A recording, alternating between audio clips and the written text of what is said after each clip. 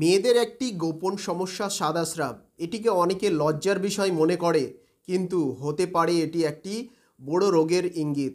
আজকে জেনে নিন লক্ষণ, কারণ ও হোমিওপ্যাথি চিকিৎসা। সাদা স্রাব হওয়ার কারণ: হরমোনের পরিবর্তন, যোনিতে ইনফেকশন, অতিরিক্ত অ্যান্টিবায়োটিকের ব্যবহারের জন্য, অপরিচ্ছন্নতা, গাইনি সমস্যা ও জরায়ুর অসুখ, মানসিক চাপ ও দুশ্চিন্তা, অপরিনিন্দা, যৌন মিলন ইত্যাদি কারণে দেখা যায়। সাদা স্রাবের লক্ষণ: ঘন ঘন সাদা স্রাব, দুর্গন্ধযুক্ত স্রাব, চুলকানি ও জ্বালাপড়া, তলপেটে ও কোমরে ব্যথা, স্রাবের রঙের পরিবর্তন সাদা, হলুদ, সবুজ রঙের দেখা যায়, যৌন মিলনের সময় ব্যথা পাওয়া ইত্যাদি লক্ষণ দেখা যায়। হোমিওপ্যাথি চিকিৎসা: ক্যালকেরিয়া কার্ভ, ঘন সাদা দুধের মতো স্রাব, অতিরিক্ত ঘাম হলে ক্যালকেরিয়া কার্ভ দেওয়া যেতে পারে।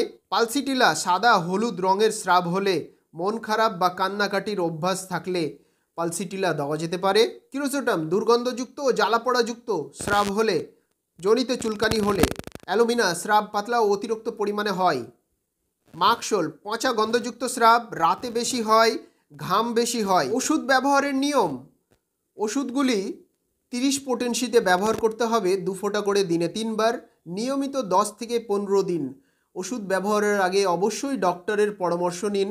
এই বিষয়ে বিস্তারিত জানার জন্য আমার ক্লিনিকে ভিজিট করতে পারেন। অ্যাড্রেস: মতিগঞ্জ মোড়, শামসি, মালদা, ওয়েস্ট বেঙ্গল।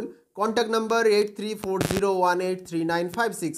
এইরকম স্বাস্থ্য টিপস পেতে আমার চ্যানেলটিকে like, share, comment and subscribe অবশ্যই করুন।